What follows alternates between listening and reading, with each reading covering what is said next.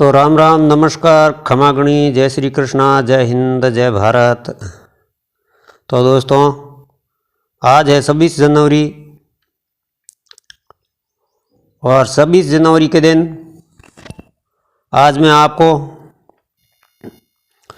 शहीद भगत सिंह की शौर्य गाथा सुना रहा हूँ, जो आप बड़े मन लगा के सुनना और बड़ी ध्यानपूर्वक सुनना। शहीद भगत सिंह प्राप्तियां बंद इन प्रकार हुई। भारत के क्रांतिकारी आंदोलन के एक नई दिशा दी। पंजाब में क्रांति के संदेश को फैलाने के लिए नौजवान भारत सभा का गठन किया।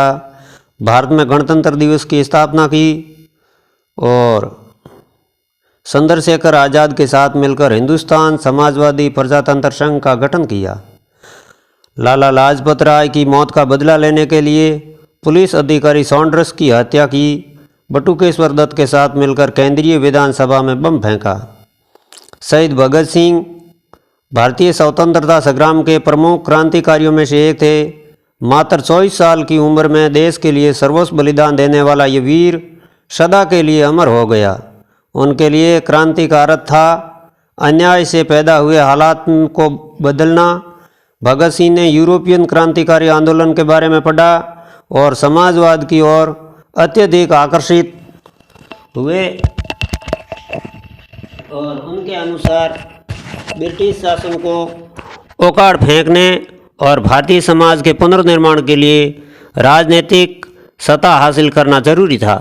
हालांकि अंग्रेज सरकार ने उन्हें आतंकवादी घोषित किया था, पर सरदार भगत सिंह व्यक्तिगत तौर पर आतंकवाद के आलोचक थे। भगत सिंह ने भारत में क्रांतिकारी आंदोलन को एक नई दिशा दी। उनका तत्कालीन लक्ष्य ब्रिटिश साम्राज्य का विनाश करना था। अपनी दूरदर्शिता और दृढ़ इरादे जैसी विशेषता के कारण भगत सिंह को राष्ट्रीय आंदोलन के दूसरे नेताओं से हटकर थे। ऐसे समय पर जब गांधी और भारतीय राष्ट्रीय कांग्रेस ही देश की आज़ादी के लिए एकमात्र विकल्प थे, भगत सिंह एक नई सोच के साथ एक दूसरे विकल्प के रूप में उभर कर सामने आए। आरंभिक जीवन भगत सिंह का जन्म पंजाब के नवांशहर जिले के खटकर कला गांव में एक सिख परिवार में 27 सितंबर 1907 को हुआ। उनकी याद में अब इस जिले का नाम बदलकर शहीद भगत सिंह नगर रख दिया गया है। वह सरदार किशन सिंह और माता विद्यावती की तीसरी संतान थे। भगत सिंह का परिवार स्वतंत्रता संग्राम से सक्रिय रूप से जुड़ा हुआ था। उनके पिता किशन सिंह और चाचा अजीत सिंह गदर पार्टी के सदस्य थे। गदर पार्टी की स्थापना ब्रिटिश शासन को भारत से निकालने के लिए अमेरिका में हुई थी। परिवार के माहौल का युवा भगत सिंह के मस्तिष्क पर बड़ा असर हुआ और बचपन से ही उनकी नसों में देशभक्ति की भावना कूट कूट कर भर गई।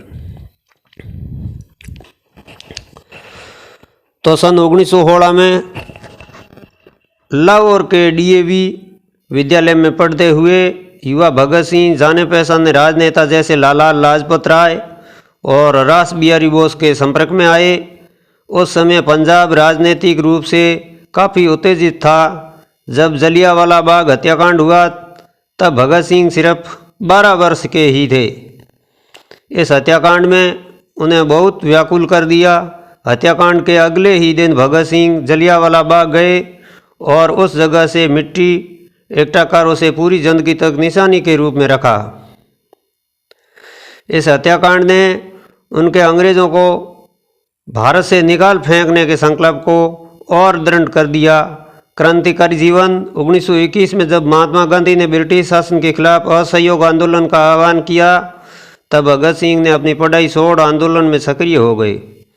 वर्ष 1922 में जब महात्मा गांधी ने गोरखपुर के सोरी सोरा में हुई हिंसा के बाद असहयोग आंदोलन बंद कर दिया, तब भगत सिंह बहुत निराश हुए। अहिंसा में उनको विश्वास कमज़ोर हो गया और वह एक निष्कर्ष पर पहुँचे कि सशस्त्र क्रांति ही स्वतंत्रता दिलाने का एकमात्र उपयोगी रास्ता है।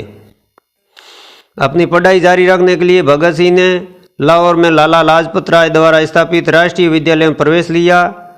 ये विद्यालय क्रांतिकारी गतिविधियों का केंद्र था और यहाँ पर वह भगवती शरण वर्मा और सुखदेव और दूसरे क्रांतिकारियों के संपर्क में आई। विवाह से बचने के लिए भगत सिंह घर से भागकर कानपुर चले गए। यहाँ वह गणेश शंकर विद्यार्थी नामक क्रांतिकारी के संपर्क में आए और क्रांति का प्रथम पाठ सीखा। जब उन्हें अपनी दादी माँ की बीमारी की खबर मिली तो भगत सिंह घर लौट आए।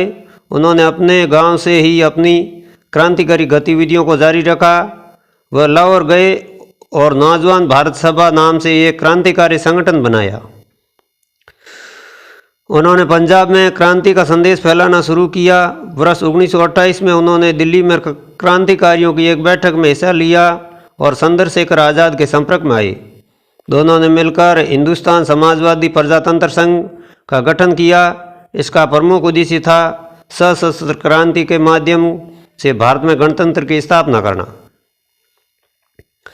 फरवरी सन 1928 में इंग्लैंड से साइमन और कमीशन नामक एक आयोग भारत दौरे पर आया। उसके भारत दौरे का मुख्य उद्देश्य था भारत के लोगों की समझता और राजतंत्र में भागीदारी। इस पर आयोग में कोई भी भारतीय सदस्य नहीं था, जिसके कारण साइमन कमीशन के विरोध का फैसला किया।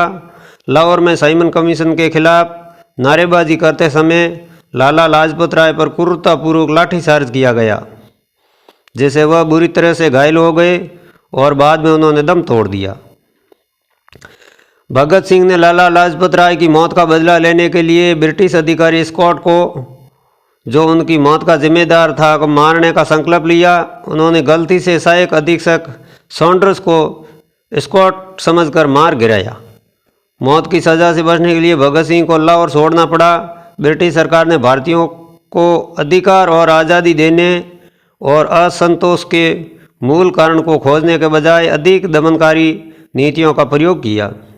डिफेंस ऑफ इंडिया एक्ट के द्वारा अंग्रेजी सरकार ने पुलिस को और दमनकारी अधिकारी दे दिया। इसके तहत पुलिस संदिग्ध गतिविधियों से संबंधित जुलूस को रोक और लोगों को गिरफ्तार कर सकती थी। केंद्रीय विधानसभा में लाया गया यह अधिनियम एकमत से हार गया। फिर भी अंग्रेज सरकार ने इसे जनता के हित में कहकर एक अध्यादेश के रूप में पारित किए जाने का फैसला किया। भगत सिंह ने सविशा से केंद्रीय विधानसभा, जहां अध्यादेश पारित करने के लिए बैठक का आयोजन किया जा रहा था, में बम फेंकने की योजना बनाई। यह एक सावधानी पूर्वक रची गई साजिश थी, जिसका उद्देश्य किसी को मारना या चोट पहुंचाना नहीं था, बल्कि सरकार का ध्यान आकर्षित करना था और उनको ये दिखाना था कि उनके दमन के तरीकों को और अधिक सहन नहीं किया जाएगा।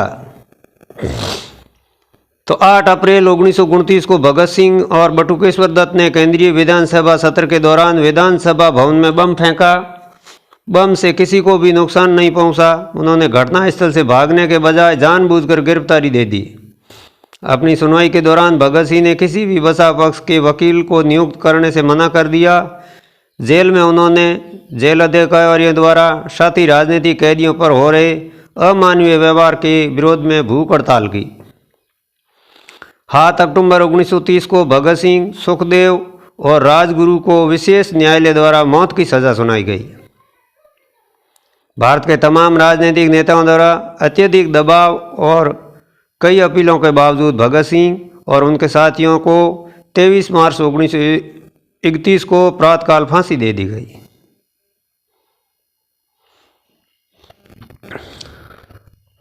तो ये थी भारत के महान पुरुष,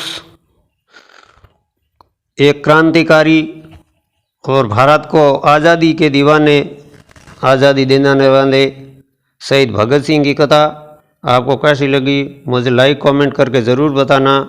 अगर मेरे चैनल पर नए हैं तो मेरे चैनल की सदस्यता लेकर घंटी का बटन अवश्य दबा देना।